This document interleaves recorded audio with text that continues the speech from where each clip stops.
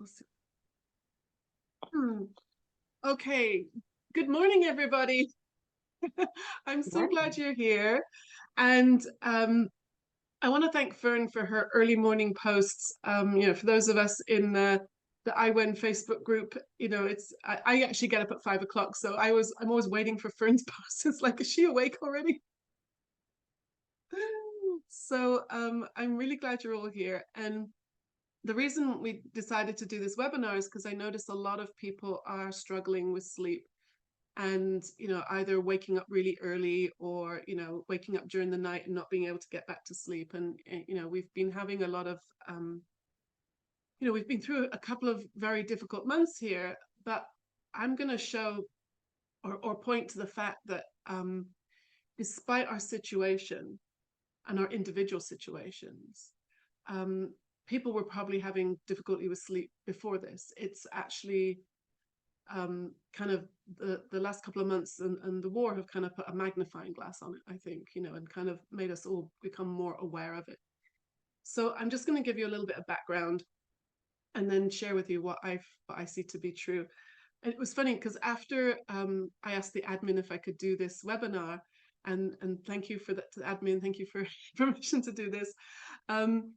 I had an ad come up on my Facebook feed and it said it was about sleep. And so I clicked on it just because I thought it was kind of apropos, good timing. And it led to a website that said lack of sleep is dangerous. And then it listed all these terrible things that can happen if you don't get enough sleep. And I was like, whoa. I guess that's their marketing tool to scare you into, buying their program or their technique or their supplements, whatever it was. But I see that as one of the main problems. It's what therapists call catastrophizing, seeing the worst case in this situation. And for our topic right now, it's sleep issues and lack of sleep. But it can also be true of eating or finances, or it doesn't matter what the situation is. If we start then stressing about it, it's only going to make it worse. So just to give you a bit of background who I am, I've been coaching people for 30 years. And I'm actually in Hatzalah in the psychotrauma unit here in Jerusalem. And I remember when we were doing our training, they taught us a lot about the fight or flight response. And I've been a trauma coach for many years. And so I knew quite a lot about this, but excuse me, I'm getting over a cold. And it just kind of confirmed what I've been seeing to be true so much is that when we were designed in the most incredible way with this, what we call the fight or flight response or the stress response. And what happens is if you were in a situation like, God forbid, a car accident or the siren goes off or something like that, then our brains perceive that we're in danger and it puts a ton of adrenaline and cortisol and glucose into the system. And by the way, I'm not a medically trained person, so if any doctors here, please feel free to correct me. And what it does is it gives us the energy to run or fight. That's why we call it that. So all the blood and oxygen are going to our muscles here for fighting and our thighs for running. And that is an amazing system, the way we're designed so that we can survive. The brain works in survival. Like, for example, it doesn't speak English, only speaks the language of safety and danger. And so whatever input it's getting from a trauma, from drama, from thinking, from whatever is going on around us, then by our five senses, it's interpreting it, are we safe or are we in danger? And then it acts accordingly. So we're sitting there with all this adrenaline and cortisol in our bodies, and if it's not being processed by the running or exercise or something where we're actually using up that energy, it's going to it's going to sit in the body, which is why there's a huge epidemic now of chronic health issues like early onset diabetes and cardiac problems, because if all that adrenaline's going in all the time, chronic fatigue, fibromyalgia, then these are, our bodies are screaming at us that we're misusing this beautiful system we were blessed with. So how this relates to sleep is if all that adrenaline isn't being used up by running away from the tiger or the burning house, then it's just sitting in the body and it's going to wake us up. It's going to wake us up at 3 or 4 in the morning. It's going to wake us up early. And then if we start thinking about, oh my gosh, how am I going to get through the day? I can't believe this has happened again. How am I going to do my business? How am I going to, pick up the grandkids later? How am I going to? And then that catastrophizing type of thinking is then sending more messages to the brain that we're in danger, that there's a problem. And then there's more adrenaline now at 4 o'clock in the morning. And that's why it's hard to get back to sleep. It's kind of like a chemical soup kind of thing going on. Now, that's one aspect of it. There can be other reasons why we wake up. If you've got young kids, then, babies need feeding, kids get sick, there's stuff like that, and under normal circumstances, we can go back to sleep. It could also be something like, I know those of us who are in menopause, I don't know about you, but my bladder likes to wake me up at 4 o'clock in the morning. Or it might be your partner's bladder that's waking him up at 4 o'clock in the morning. And again, if that's just, then you can just go back to sleep. Again, if we start to think, oh my gosh, I can't believe this has happened. It's like you're looking at the clock, it's only 4 o'clock. Oh gosh, no, it's only 4:15, it's 4:30. Oh my gosh, I have to get up in a couple of hours. You can see all that overthinking and the stressful thinking, the anxiety that then comes, then puts us into the fight or flight, and it's very hard to get back to sleep. And then it kind of sets up a pattern. I know my brain, if it gets woken up at like 3 o'clock a few times in a row, then it'll wake up at 3 o'clock the next morning, because that's kind of, our brains are kind of designed to work on prediction and regularity like that. And then we can start, then the stories start, and the stories can get very heavy. And then we might start thinking, oh my gosh, we can start Googling.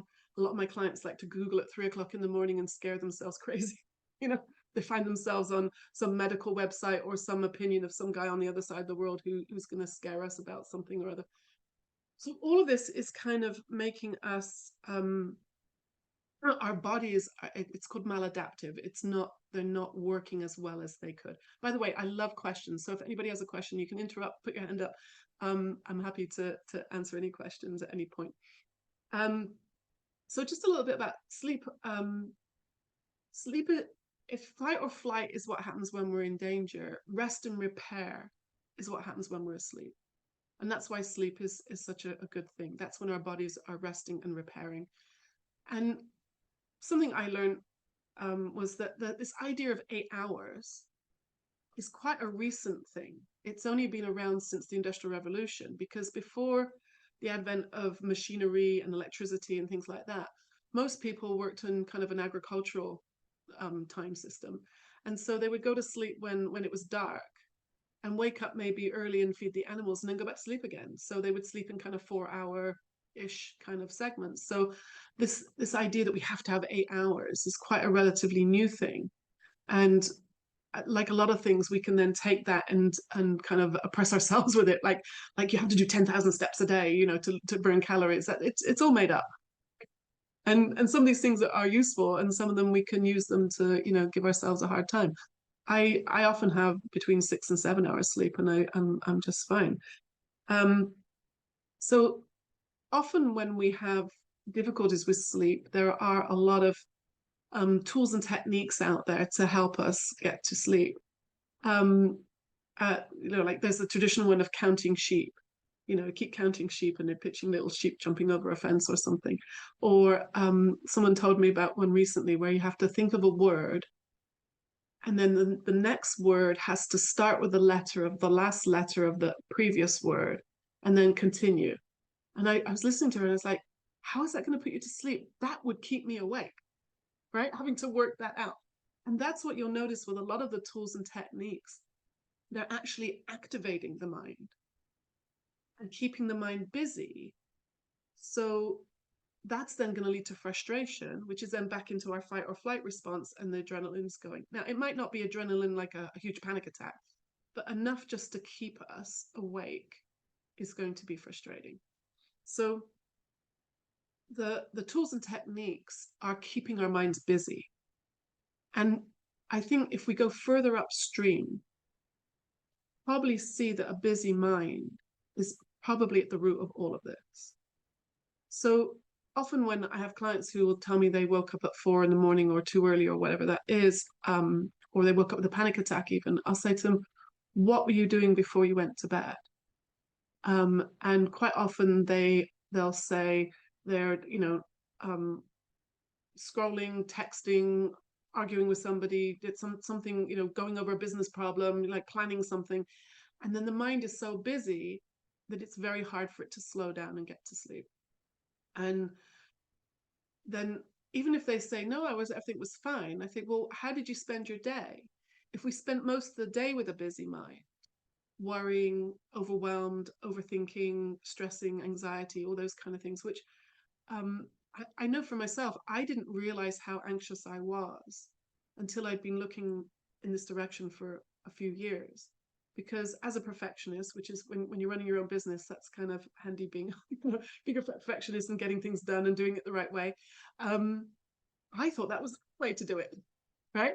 I never saw that as anxiety. If you have a deadline and you have to, do a presentation, you have to work on a program, a sales pitch, whatever it is, and you're constantly worrying and thinking about it all day long, that's anxiety. I never saw that as anxiety. I just saw that as, well, that's my business and that's what I have to do. Now, I'm not saying that we don't plan and we don't organize stuff. Of course we need to.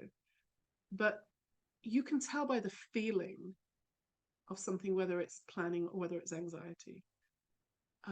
Anxiety has a feel to it. It feels heavy. It feels urgent. Feels like there's a intense intensity to it. Like, see how my shoulders went up? It kind of like get a bit tense. Whereas if you're planning something that's fun and you're looking forward to it, or it's even a challenge, it has an energy to it. There's a lightness to it. There's a movement to it. You can feel the difference. So feeling our thinking is, I found, a great way to be able to tell whether our thinking is of a quality that's going to help to a productive day and a good night's sleep. If it feels heavy and it feels intense, it's probably going to be producing adrenaline, which is then contributing to keeping us awake. So I'm going to pause for a moment and ask if anybody has any questions or comments, or does anybody want to share something? I see Lisa's making notes. Yes. It'll sink in. No, I don't have the problem falling asleep. It's when I wake up in the middle of the night. Right. Exactly. Mm-hmm. And like what you said, maybe you just have to look at what I was doing before I went to bed, and that was still weighing on my mind or whatever. Yeah. I mean, I Yeah. am trying, not to think of the son in the army and not looking at the phone and whatever. And as they say, no news is good news, whatever. But like you hinted at before, if you had problems before, it wasn't just the war that's done this to you. We had a tendency Yeah. for this beforehand. Yeah. So in that situation, I'd say the first thing is be nice to yourself. That what a challenge to have your son's in the army, you don't know what's happening. The first thing I'd say is be nice to yourself, because yeah, that's we should none of us should have to be dealing with this. This shouldn't be what's on our minds, but it is. And so I would say the first thing is not to judge yourself for that, because the judgment is then fueling keeping us awake, right? Because remember, I was saying, like, the brain doesn't speak English or Hebrew or Spanish or anything else, right? It only tells, like, oh, Lisa's scared, right? It doesn't really matter what it's about. It could be scared about, losing your purse, or what you're going to wear tomorrow, and what you could, there's all kinds of things people get scared about, right? The content of the thought is actually, it sounds harsh to say this, but I'm going to say irrelevant, because I'm not saying that anybody's distress is irrelevant, but it's the way we're experiencing it is what's causing the sleep issue. So waking up like that, I think, it's not actually the end of the world. It's what we do next that causes the experience to continue. Like, for example, if you woke up because you needed to pee, it's not the end of the world. You could pee and go back to sleep. right? But if I wake up and go like, oh my gosh, what if there's something wrong with me? Then that's what's keeping me awake. I give you an example. A couple of years ago, I rescued a cat, and it was a little kitten, and I love cats, and I really wanted. I've been looking for one for a while, and so I saw one that I really liked, little gingy white cat, and he was 6 weeks old when I got him, but when he got to be about 2 or 3 months, he was big enough to jump on my bed in the middle of the night. Right? Cats are nocturnal animals, and he's a kitten, and he's like, want to play. Right? So it's 2 or 3 in the morning, and he would jump on my head and like, let's play. And I'd be like, oh, and I would have that kind of reaction, and I'd kick him out. And my bedroom is here. It's a mamad, so it's very enclosed. And it was the summer, and it was hot. So now I have to shut the door, and it's really stuffy. And I'd be like, oh gosh, I can't believe it. And it's, now it's 4 a.m., now it's 5 a.m., and I've got to get up soon anyway. And and it's the cat's fault, right? The next morning, 2:33 a.m., boom, cat jumps on me. Kick the cat out, shut the door, stuffy room, can't sleep. And then the third morning, cat jumps on my head. And I suddenly thought, I don't actually have to be annoyed. There's no rule that says I have to be annoyed. Right? Now, I'm not saying it's nice being woken up in the middle of the night, but my reaction doesn't have to be automatic. So I put him out, shut the door. And if you're asking why don't I just shut the door in the beginning, it's because he'll scratch and cry outside. That's why. So fourth morning, 2:30 in the morning, jumps on my head. I put him out. No reaction, straight back to sleep. Right? So it's about the reactivity, and the reactivity is coming from the mood that I'm in. So the lower my mood, the lower my reaction, like the judgment, the catastrophizing, the oh my gosh, how am I going to get through the day? I've got all these things to do. That's what's actually creating the anxiety, which is sending a message to the brain that we're in danger, and then keeps us awake. Because if you're in danger, you can't be falling asleep. You have to run, you have to fight, you have to do something, right? So it's kind of once I saw that connection, and he's 3 years old now, I have not got angry with him since. And he's grown up and he doesn't do that very much anymore. Thank God. So he just sleeps on the end of my bed. So it was a really good experience or example of seeing how even if we do wake up, my reaction doesn't have to be an automatic go into frustration and anxiety. Does that make sense? Does that help? Yeah. Yeah, absolutely. You just have to get out of going and have that cup of tea in the middle of the night, or that tea to put you back to sleep, the red tea, the South African one. Yeah. So have to get out of that habit, So, well, I'm up now, I may as well have a cup of tea, maybe that'll put me back to sleep. But, yeah, because I mean, if it makes sense to you to do that, there's nothing wrong with it. Right. Because if you only be like, oh, I can't believe I did that again, then that would be creating the problem. Or I can't believe I got up and I made a nice warm drink and I'm still awake, and I can't believe I'm trying all these things and it's not happening. Can you see it's the experience is actually happening in our thinking? So because you can have people who are like, say a mother with a newborn baby is up several times during the night, and if she's full of the joys of motherhood and like I can't believe I get to breastfeed my baby and this is so wonderful, then she might have less sleep than any of us, and she's doing great. Now she might have hormones helping her with that, or something. But can you see how two people can be in the same situation, and our reaction to it is what's actually creating the experience? So you could have someone who's needs to take a flight that's, if your flight is at 2, like say I've had flights that are like, when I booked it, it's like 6 a.m. Oh, that's great. I'll have such a nice long day wherever I'm going. But then you have to be at the airport at 3 a.m. That means I have to leave home at like midnight. You don't get any sleep that night. But because you're going on a trip to see your family, and you're going to Hawaii or wherever, you're going somewhere nice, the fact you didn't sleep or you're not going to get any sleep doesn't occur to you that that's an issue. I mean, I'm not saying this is for everybody, but the same person could not have any sleep in their own bed and turn it into a disaster.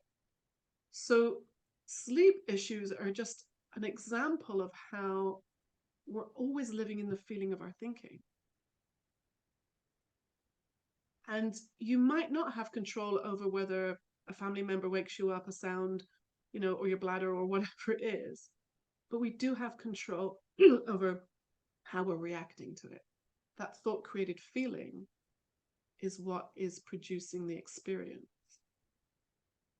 So what do you think about that?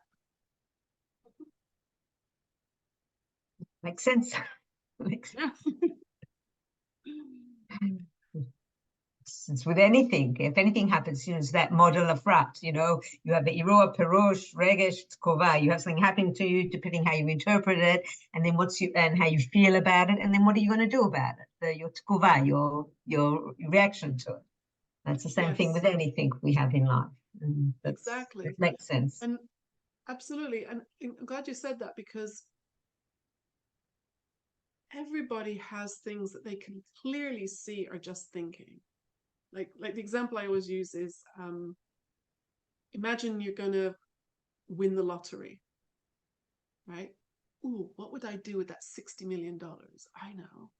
I'll buy an island and I'm going to make it into a wellness retreat, and I'll have, my favorite teachers will be there, and they'll be like this. We'll do yoga on the beach and you're all invited. It's going to be amazing. Isn't that wonderful? Now, I don't even buy a lottery ticket. Right? So that's clearly fantasized. That's clearly thinking, right? That's clearly happening only in my head, because if I don't even even if I bought a ticket, the chances of it happening are very remote. So most people can see that fantasizing is only happening in my mind. It's just made of thoughts and thinking, right? And then, but we like to categorize our thinking. So in the middle, let's say we've got a spectrum. So in the middle somewhere, there's the kind of thinking where it's kind of real, like waking up in the middle of the night. You've got you've got the kids to take care of, you've got a business meeting, you've got all these orders to fulfill, and and so you need clarity and clear thinking and energy to do that. And if you're awake half the night, oh my gosh, how am I going to do that? So it's still thinking, but there's some reality to it, because you do have this busy schedule. So it's kind of like headsy. It's kind of like, I know it's my thinking, but there is traffic, there is an appointment, there is, orders to fulfill, there is something to do, clients to meet, right? So, and then all of us have what you could call a blind spot, something that is so real that you can't see that our thinking about it is involved at all. And that is different for everybody. Everybody has a blind spot. We all do. And because I work with a lot of people with health anxiety and chronic pain. And pain is often a thing that people will see as very real, because I'm feeling it, and it's horrible. So, or for some people, it could be finances. Finances, they look at their bank account and it's not what they want. And so that, you can't say, I didn't make it up. There isn't the money that I need is in the bank account. That's real. Or it could be, a family member in the hospital or in the army and somebody in danger. I'm not making it up. It's real. But what I want to point to is we're still experiencing our thinking about those things. Right. So, whether it's something that you can put in a box, like real as in a thing, or whether it's a situation or a feeling like pain, we can only experience it by in our minds, which are sometimes made of thoughts, sometimes made of sensations, but it's only actually happening because that kind of goes back to what I was saying before about two people can be in the same situation and experience it very differently. So one person could have pain and it's the worst thing in the world. And another person could have the same pain and be like, oh, thank God, you know, it means it's getting better, or you're having a baby, or, you know, or it's just the, you know, I think we joke about man flu, like a man gets the flu and they're like, you know, incapacitated, and a woman gets the flu and we just keep going and we keep, you know, like taking care of stuff. So it might be the same symptoms. Oh, did I lose you? Let's see. Right. Oh, sorry, I lost you. No, she's unfrozen. She's unfrozen. Sorry, the internet just had a little fire. So I was just saying how, you know, two people in the same situation can have a very different experience. Like, I don't know if you heard me give the example of like man flu. A man can have the flu and is completely incapacitated, right? And a woman has the same, you know, same cold, and, you know, and she keeps going and handles everything. So what I found helpful is if these things that I'm categorizing, like fantasy and kind of thinking and real, are actually all coming to me via my mind, via this gift that we have of thoughts and thinking, then it helps me to stop being a victim of my situation. Because for the longest time, I thought the way I felt was because of something out there, like a relationship, a job, circumstances, could be a video, music, sports, politics, you name it. There's lots of different things that can happen in our lives throughout the day. Someone being rude to you, someone, even good things, you know, like a compliment. A friend of mine bought me a box of chocolates yesterday. I was like, just because she felt like it was so sweet. You know, so, but we're always feeling or thinking about these situations. Nothing on the outside of us can actually make us feel anything. So I don't know if that's that can be a new idea for some people. I was convinced that the way I felt was because of all these outside things, and even like not getting enough sleep. That's why I feel terrible. Well, maybe we feel terrible because we've got overwhelmed with our stressful thinking about it. And then that sets up a vicious cycle that then, you know, the next night and the next night, you know, it keeps getting worse.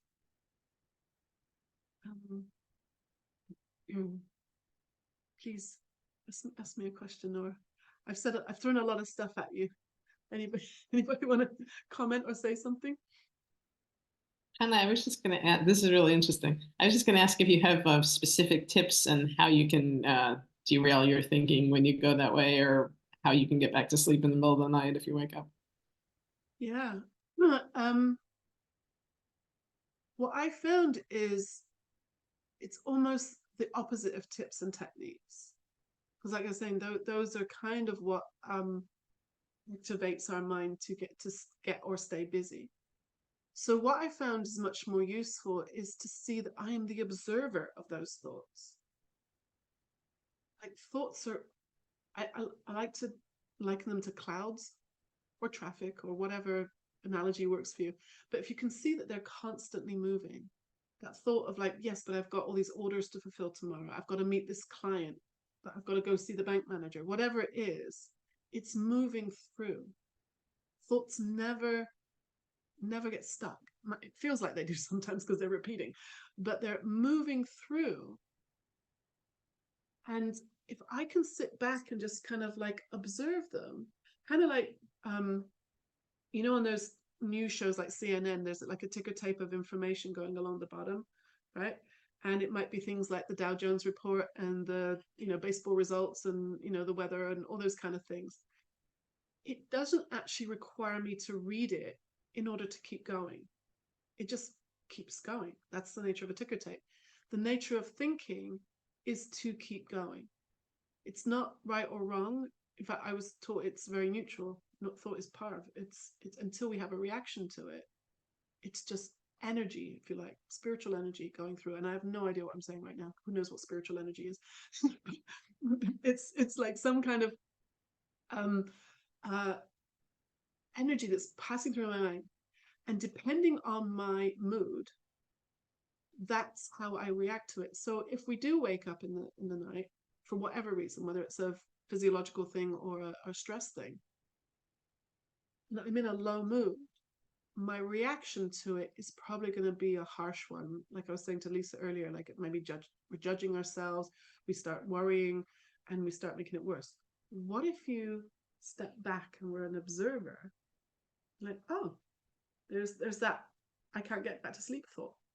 You don't have to label it, but just seeing it for what it is. That's all it is.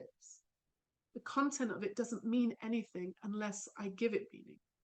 So if I drop the meaning and I drop the implications of it and just see it as like the ticker tape going through, it doesn't have to have the impact that it would if I were reacting to it. So that would be the difference between reacting and responding. In a better mood, I would respond to it rather than reacting. So the response could just be like I know you help people with, you know, financial issues. I would want to say, like, if you were waiting for the bus and a homeless guy, well-meaning, starts giving you financial advice, I'd say, were you going to listen? Probably not, right? You would just go like, okay, yeah, dude, thanks, bye. You would just kind of tune it out. Like, no, I've got a financial advisor, you know, thank you very much. You probably wouldn't take, or like a 2-year-old, you know, like 2-year-olds, they just learn to speak there, right? You probably don't engage with everything a 2-year-old says. You kind of tune half of it out, right? And your common sense tells you what to tune out. So as you're tuning it out, your mind is relaxing, it's getting quieter, and we can go back to sleep. So I think this idea of being an observer is probably going to be really helpful to kind of turn the volume down. We want to turn the volume down on those thoughts. They're going to come, because that's the nature of being a human being. Thoughts are, it's part of being conscious. And unfortunately, at 3 a.m, we are slightly conscious, right? And so there's going to be thoughts. But what if that's not the problem? What if the problem is our reaction to them, and that you have control over? So that would be my suggestion, is see if you can be the observer. Yeah, great.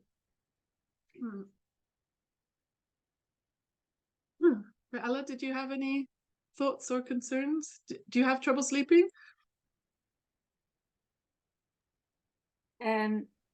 Yeah, well, I mean, I came to this meeting for 2 reasons. One is I'm a counselor, and I obviously see a lot of people who have issues, but I also have my own problem dating back from an accident. And I've never really received the help that I need for it so that I can sleep without some kind of medicinal support. And I feel like I've tried everything. And the accident was a very long time ago, and it was very physiological. I mean, I remember saying, like a friend said, should I come and visit you? We were going to a movie, but I was in this massive accident. She said, should I come after the movie? And I said, no, I'm sure I'll be fast asleep by that time. And I mean, I remember I realized when they talk about my brain, what's the expression? My brain was wired. I suddenly realized what that meant. Like my brain was buzzing, and that was a kind of domino effect. And for years and years and years, I've developed a really bad sleep problem. So I mean, I don't. Yeah. So the short question is yes. I have got problems sleeping, and I have gone through all the theory and all the tips and all of this and all of that and everything that you're saying, and it's and I've done I've done brain recursive rewire therapy, and I've done a lot of things, and it feels like I just have to stick with a couple of things I take in the evening that help me go to sleep. So it's a bit disappointing, because I'm in the field, and you would think that with all the access and the exposure and everything that I had to all the ideas, that I would have, and I have tried to, go off the medication, and it's been, I've gone for sleep studies, done the whole thing. And and there is a whole, I mean, I do understand that what you're saying about how I feel about the thing is part of the problem. I do understand that. But it feels quite insurmountable. And I'm sorry, I'm really sorry that you're having to deal with that. What if the insurmountable has a feeling? It feels very heavy, right? That's a very heavy heavy experience to carry around. Like I had my story is I was mugged 3 times. Now, being mugged once is bad enough, but 3 times.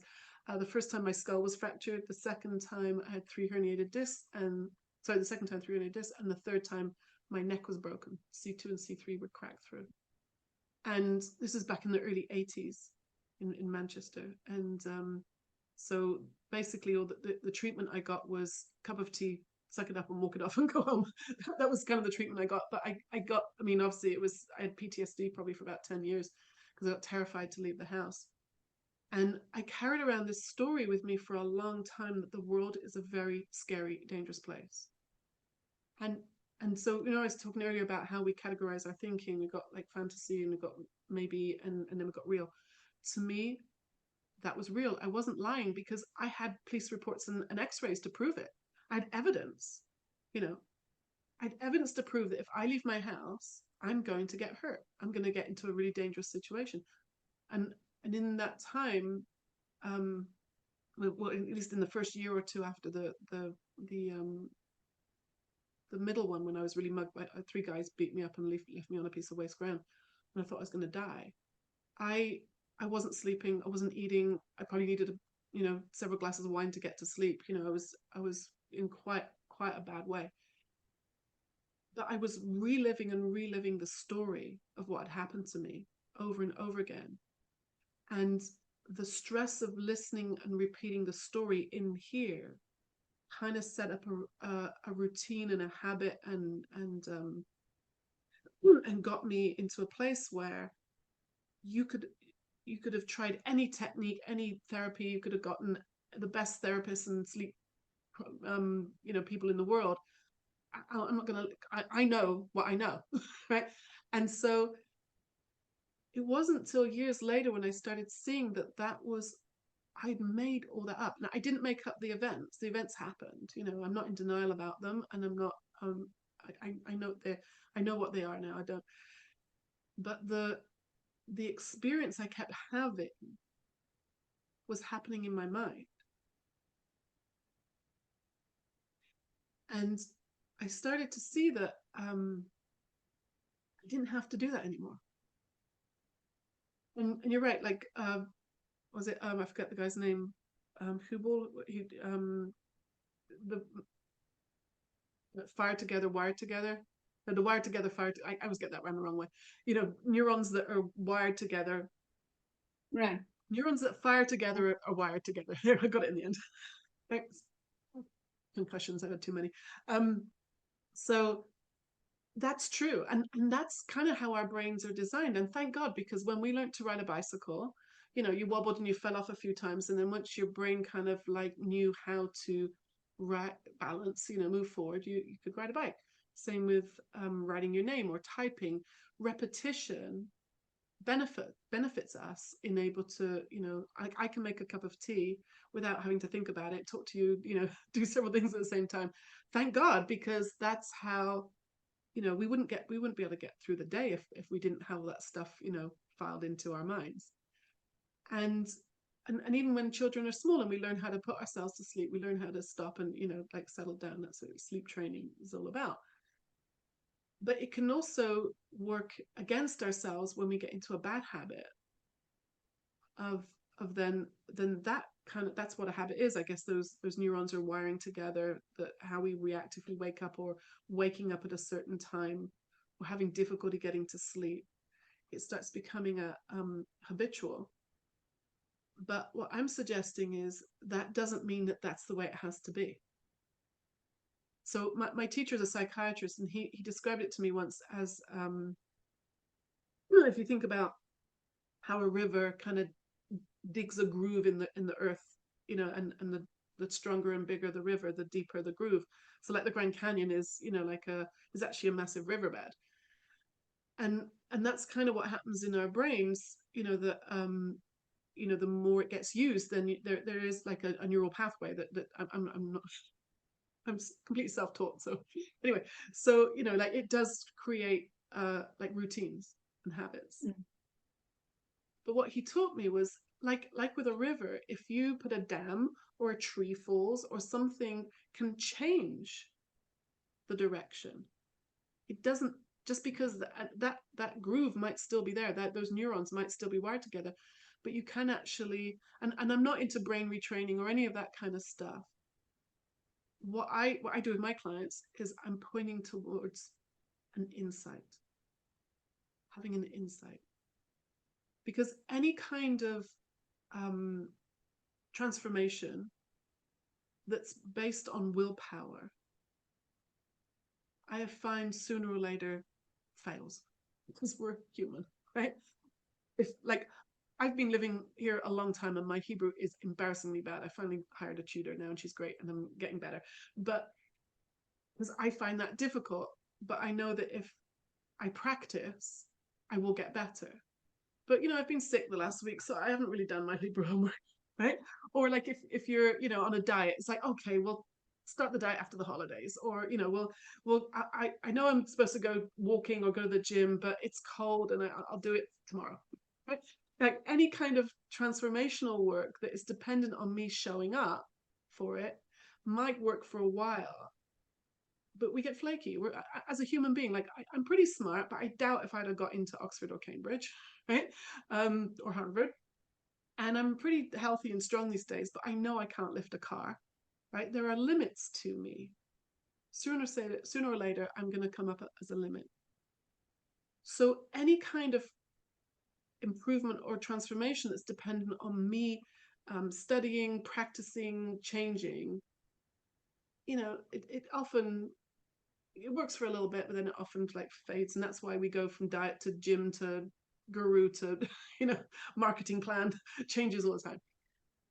But what I found is far more helpful is insight. Because when someone has an insight, you see things differently and nothing out here had to change. So what is an insight? An insight, and I tell you, it doesn't have to be trumpets and angels, right? People talk about insights and they think it's going to be like something like, da-da, it can be. But I found insights can be as simple as like the one I described about my cat, and I didn't have to be annoyed when he woke me up, right? That was an insight. I had a shift in my thinking. He continued to keep doing that, jumping on me. But I stopped being annoyed because I saw it.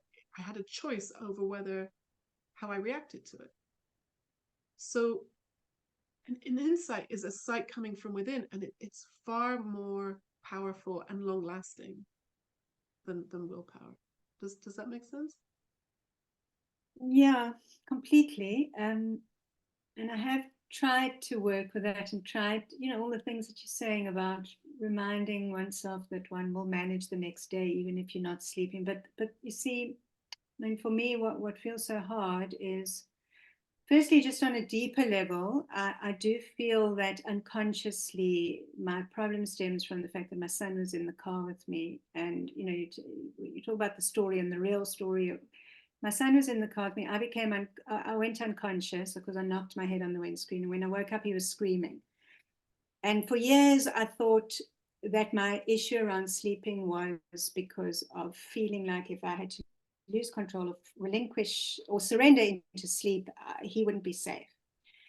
So there's that part, but there's another part, which is that I just don't get tired unless I take something. I just do not get tired. So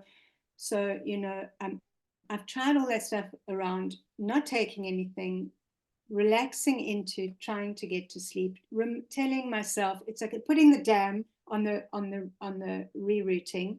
it's okay. I'm lying here. I'm relaxing. It's all right. I will manage tomorrow. All that stuff. But I mean, I literally don't sleep all night. I mean, the sleep study showed that.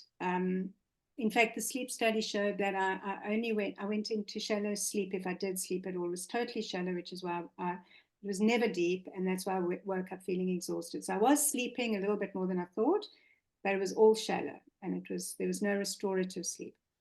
So there's something physical going on that I can't seem to break through any of these methodologies. So I don't know. Do you get people like that who? Yeah, totally. Because see, I'm actually suggesting something different. It's a very subtle difference, because when you if I heard you right, you're saying like, I'm telling myself that I'm safe, I'm telling myself that I can sleep, I'm telling, that kind of affirmation type way of talking. I always want to ask people, who are you talking to? Because Me? right, but absolutely. I always find this fascinating when people talk about like, I'm beautiful, I'm successful, like affirmation type talking. I want to say, who are you talking to? Because if you're saying there's two different parts of me, the one doing the talking, you are brave, you are strong, you can do this, right? Right. Why do we identify with this one? Why not identify with the one that knows that you can sleep, you're beautiful, you're strong, and you're successful, right? I always find that fascinating, because if part of you is doing the convincing, listen, that's who you really are. You are strong, you can sleep, you are these things, you have innate well-being. That's who you really are. The voices are just thoughts going through your mind. So I do help people who have things like say, for example, cancer, God forbid, or like diabetes or something, where you could say that's not going away, but they're still experiencing their thinking about it. And so you've got like the pain, or the screaming teenagers, or the financial difficulties, whatever the thing we're calling real. And then there's your thinking about it. And I had a client a couple of years ago. She lives here in Jerusalem, and she was referred to me by her doctor, and she was housebound, so I was able to go visit her. And I walked in, and her house was full of medical equipment. She had two mitapellets, two helpers. One's asleep, one's helping her. One of them was helping her out of her bed. She had congestive heart failure, so that clearly isn't going to, very painful, and it's not going to go away. And her leg was all bandaged up because the nurses had dropped her in the hospital the day before. And so the first, I don't know, 20, 30 minutes I was with her, all I heard about was, this is wrong and that's wrong, and like the doctors get the medicine wrong, and my son doesn't come to visit, and they're stealing from me, and on and on about this awful story. So I asked her, I said, on a day when things are going well, your son comes to visit, your doctors are doing the right thing, what's your pain level like? Like 0 being nothing, 10 being the worst. She said, well, it's probably like a 5 or a 6. I said, okay. I said, what's it like on a day when things are going wrong? The doctors get the medicine wrong, the mitapellets are mean to you, the son doesn't come. She says, oh, it's like a 15. Right? It's off the charts. So I said to her, wouldn't a 5 or a 6 be better? Right? And for a split second, I could see she understood what I was saying, meaning there's the situation. Like maybe I don't know, maybe your brain has got something in it where it cannot sleep for certain times. And then there's our experience of it. And most of the people I've been working with, whether it's with sleep or health anxiety or physical issues, have spent years, decades even, trying to fix and fix and fix and fix. And what I'm saying to them is, there's nothing wrong. You are not broken. There's nothing wrong with you. It's just a misunderstanding of how the system works. And when we try and fix something that's not broken, it actually messes with the system. And then that's where we get back into that vicious cycle again.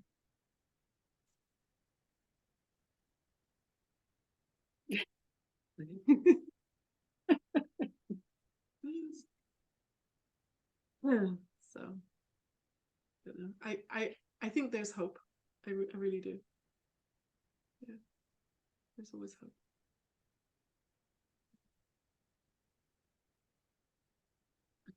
Mm.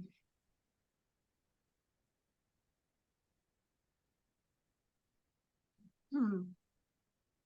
We have a couple of minutes left. Does anybody else want to, or anybody want to share anything?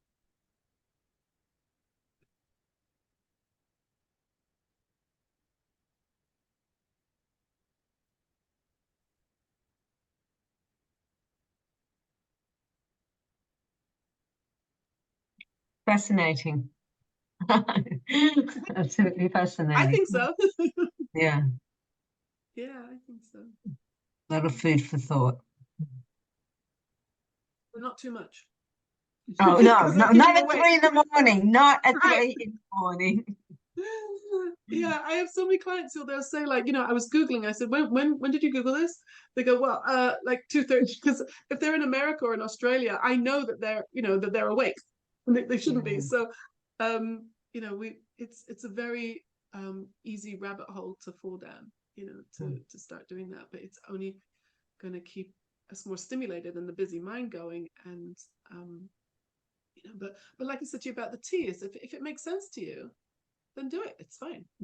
Well, it puts me definitely, maybe it's just psychological, but definitely the rooibos definitely puts you back to sleep. Maybe it's all in the mind, but if it works, who cares? It beats turning around in bed and getting annoyed with yourself. Why aren't you falling asleep? So you're getting up and you're doing something about it.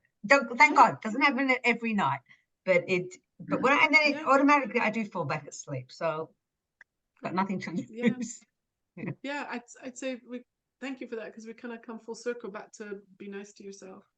Really, I mean, I sleep pretty well, but occasionally I'm human. I can have a thing that wakes me up, and I'll make a warm drink, or put some music on or something, and it's usually a last resort.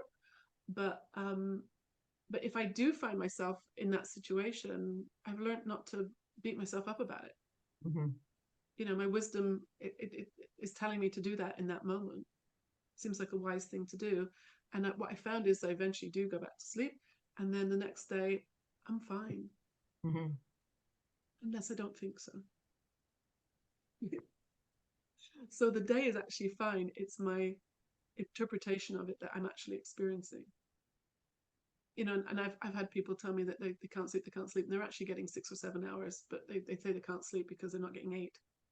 And so that's an interpretation, so, and that's true of, I think, during the day as well. We're always living in the feeling of the thinking we're having in each moment. And once I started to see that, it freed me up from blame and guilt and all those kind of things. I could just be in this moment right here, right now. Because that's all we really have. So, Ella, you wanted to say something?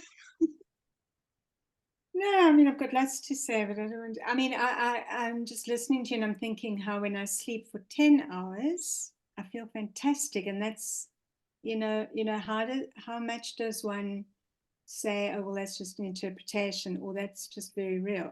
That's not, I know that's what I feel. And when I have sex, I feel depleted and I feel okay, but I feel more depleted but when I have 10, I feel amazing. And that's not something I tell, it's not something I concoct for myself. It's just, that's what it is. So it's, yeah. Anyway, I mean, it has been a very interesting talk, and I think there's been many, many years since I last tried to deal with it, because at this point I just take stuff and I go to sleep, and that's the way I operate. So maybe at some point when I feel the time is right, maybe I'll give you a ring and get a bit of support around letting go of some of my aids. Yeah, I love that. I've helped a lot of people come off medication. I'm actually writing my 3rd book right now, and the book I'm doing right now is my first 3 books were novels. I find that sometimes stories help people to learn new ideas. But this one's actually more of a textbook, and I've actually collected over 45 recovery stories from people all over the world who've recovered from all kinds of mental health diagnoses and who've now living their best lives, you know, free of treatments and medications. And it's absolutely incredible that you know, even though we go through something like you and I have gone through, you know, traumas, it's not a life sentence, you know. And so whether it's like over a span of a life, like what that picture, or if it's, you know, you have a terrible night's sleep and you've got the day, whatever happened there doesn't mean that automatically that the rest of the day, the rest of your life has to be, you know, a disaster. There's always hope, and there's always, you know, a chance to see it differently, which I think is you know, a wonderful, nice, hopeful message to end on. Thank you. So God willing, we all stay safe and we hear good news. And yeah, and I really appreciate you guys showing up. I really, really do. Otherwise, I'd just been sitting here on my own. That was fabulous. Thank you very, very much. Thanks, You're Hannah. welcome. This You're is very really welcome. interesting. Really Thank interesting. you. So thank you, Fern, for your early morning post. Keep going. We love it. Yeah. Let's hope not 3 in the morning. Yeah, right. No 3 in the morning. We're not looking at the phones then. Early. Yeah. Badly moved. Yeah. Good to see everybody. All right. Bye. Have a good day. Thank you. Bye. Thank Bye. you. Sleep. Bye.